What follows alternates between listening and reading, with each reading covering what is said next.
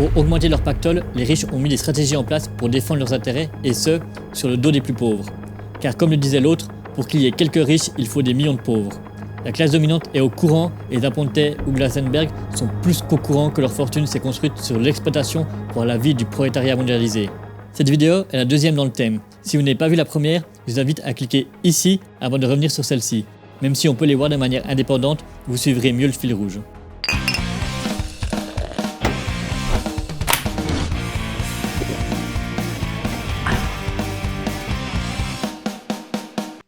La Suisse comprend plein de milliardaires.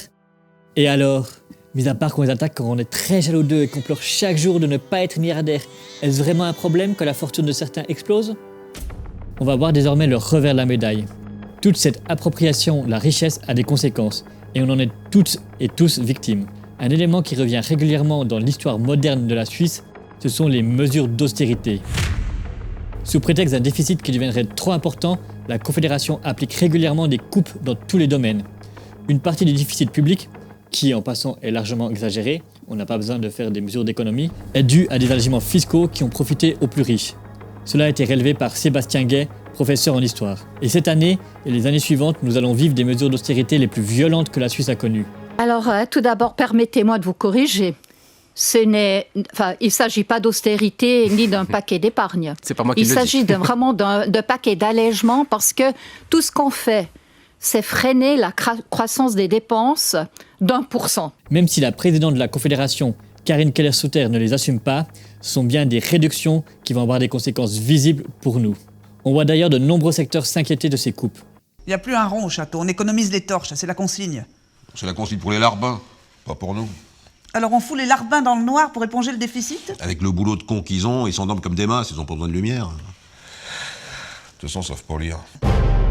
Donc Madame la Présidente, avant de prendre l'argent dans la poche des travailleurs, on a une petite, pas si petite, liste de milliardaires qui ont largement les moyens de contribuer plus à la collectivité. Cela fait des années et partout en Europe qu'on nous annonce une rigueur nécessaire, mais qui n'aurait pas de conséquences négatives. Pourtant, on connaît tous la dégradation des services publics, que ce soit dans les écoles, les hôpitaux, les transports publics, etc. Il serait temps pour nos dirigeants d'assumer au moins leur politique et arrêter de nous mentir. Et dis-nous en commentaire quelles mesures d'austérité te scandalisent le plus. Et concrètement, il faut bien voir que les riches veulent juste le devenir plus. Un exemple, c'est Vetropack. Vous avez sûrement dû voir passer la nouvelle, la dernière verrerie de Suisse a fermé. Pour quelle raison? Elle perdait de l'argent? C'est la rentabilité qui n'est pas suffisante. Depuis de nombreuses années, nous avons ce problème sur le site suisse pour vendre ensuite sur les marchés suisses et européens. Et les perspectives de retour sur investissement n'étaient pas bonnes. Et nous avons tiré la conclusion qui s'imposait. Ça signifie que la verrerie était rentable, mais pas assez. Alors Corna, le troisième du nom, a préféré délocaliser définitivement Vetropack, tournant le dos à Saint-Pré. Quelle indignité. Mais les ouvriers ont réagi. On a cherché des solutions pour réduire les coûts, pour rendre plus rentable, vu qu'ils disaient que c'était un manque de bénéfices. On a eu des devis de fournisseurs, on a eu des experts, on a eu des contacts avec les PFL aussi, donc c'est un rapport qui a été validé par plusieurs personnes. Nous, on y croyait, vraiment, on y croyait jusqu'au bout. Le problème n'était pas là. Même la ministre de la Justice vaudoise PLR est d'accord avec nous. Et ça ne m'arrive pas souvent. Ce projet était intelligent, les chiffres démontraient qu'il était rentable. Et moi, je suis montée à Berne en pensant qu'on allait négocier combien, quand. Et lors de cette séance, en fait, Vetropack n'a pas négocié, ils ont juste expliqué aux deux conseillers fédéraux pourquoi, de leur point de vue, il fallait fermer l'usine. Et en clair, ils n'avaient pas changé d'un iota leur position depuis le 7 mars. Vous savez, quand il y a tout d'un coup une casse, le libéralisme à outrance, c'est souvent qui est le meilleur gardien? C'est un État fort, solide. Moi, je suis pour un État qui donne une liberté d'action, mais de temps en temps, l'État doit aussi préserver. Et voilà que je suis d'accord avec un deuxième PLR. Enfin, presque. Mais ça suffit pour que je commence à me faire du souci. Avec le recul, maintenant, on se rend compte que le tournant, je pense, c'était l'achat de l'usine en Italie. On parle beaucoup de fermeture, de non-rentabilité de l'usine à Saint-Pré, mais pour moi, c'est pas ça. Pour moi, c'est une délocalisation. C'est le profit qui manquait. Voilà, je pense que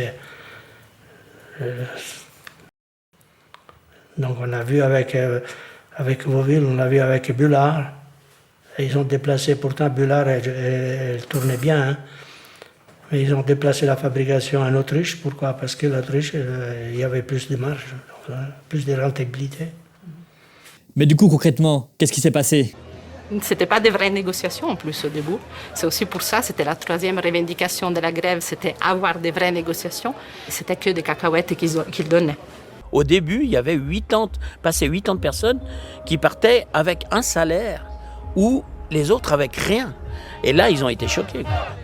Je pense que dans ma vie, j'ai rarement vu un mépris autant puissant vers le travailleur, des travailleurs de la base qui ont travaillé des décennies pour cette entreprise, qui ont des brûlures au bras aussi pour cette entreprise et qui n'étaient pas pris au sérieux devant la direction, qui essayaient de gagner des centimes. Au final, c'était une victoire en demi-teinte. Certes, le site a fermé définitivement, mais grâce à la grève, il y a eu un vrai plan de licenciement. Mais le problème, ça reste toujours qu'un mec qui est dans le top 300 des familles les plus riches de Suisse se dit que l'augmentation de ses profits vaut plus que la vie de ses employés. Alors on fait quoi? Parce que je sais pas vous, mais perso, j'en ai marre que l'histoire se répète. Pour ça, on a une lutte qui est encore plus payée. Il faut aller dans le pays voisin, l'entreprise Duralex. Mais oui, vous savez, les verts qui nous disent votre âge. Le schéma, c'était exactement le même. Pirex, la maison mère, a voulu fermer les sites. Si on continue à produire, l'énergie représenterait 40% de notre chiffre d'affaires. Économiquement irrationnel, financièrement irrationnel, si on continue à produire dans des conditions, on met en péril la pérennité de l'entreprise et surtout on met en péril la pérennité de l'emploi. Sérieux? Il a vraiment parlé de pérennité de l'emploi en fermant une entreprise? Certains ne manquent pas de culot. Enfin bon, ça c'était le plan de base, sauf que... Depuis le 1er août, on a les rênes de la société Duralex et avec grand plaisir et avec grande ambition qu'on a envie que ça fonctionne. Le principe de la SCOP, c'est une personne égale une voix. Donc chaque salarié associé qui a cru au projet dès le départ a sa voix et peut voter et donner son opinion. Et c'est tout l'objectif de la SCOP et de ce qu'on voulait créer au départ.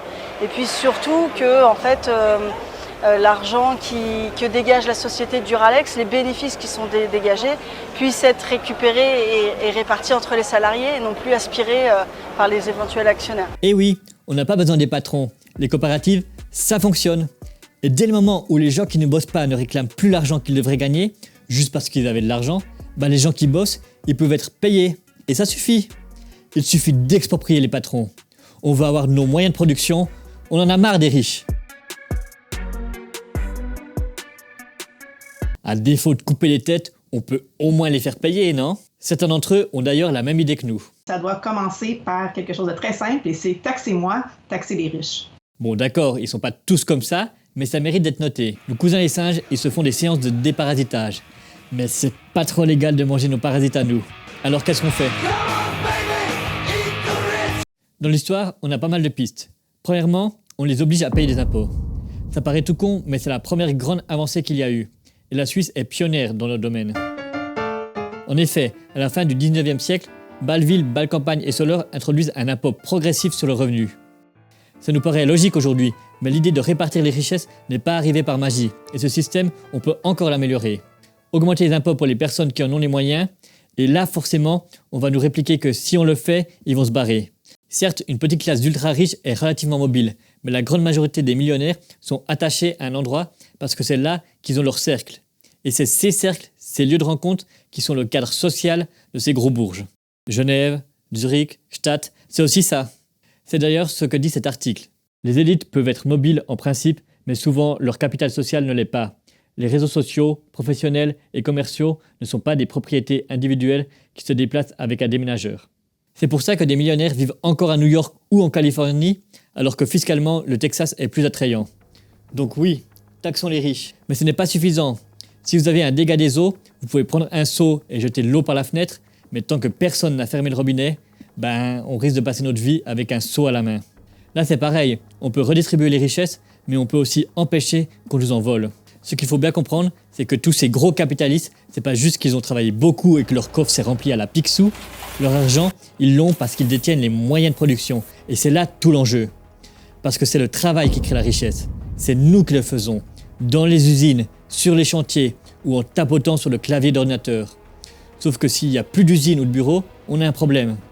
La réponse, c'est d'exproprier le patron et continuer à travailler, mais en faisant nous-mêmes nos règles. Ça donne des coopératives comme ce qu'a fait Duralex et beaucoup d'autres. Les entreprises publiques peuvent aussi jouer ce rôle si on ne laisse pas la direction à des politiques reprenant les recettes du privé. Ça marche, c'est démocratique, c'est beau. Parce que comme le dit Buffett, la 10e fortune mondiale, ça, moi, je suis pas prêt à l'accepter. Alors bon, je finis mon champagne. Et alors, on a fait cette révolution ? En attendant, n'oubliez pas de vous abonner à Voix Populaire. Et surtout, partagez la vidéo. Vous avez aussi la possibilité de nous soutenir financièrement pour qu'on puisse faire plus de vidéos comme celle-là. Tout est en description. Parce que si pour le moment on n'est pas assez nombreux pour faire une révolution, c'est en propageant ce type de contenu et d'idées qu'on sera peut-être un jour assez nombreux, assez vénères et assez organisés. Donc faites tourner la vidéo autour de vous. Et santé camarades. La bourgeoisie pleine de bons sentiments. Dans les galeries, c'est les pauvres, elle y pense. Possède le monde, le détruit en silence. Mais donne le son et juge sans réticence. Réfléchis sur le dazen, sur la réminiscence. Sur des textes, sur des œuvres qui nous mettent à distance. Et oublie privilège, paradoxe et financé. Oublie privation, parasite, efficience.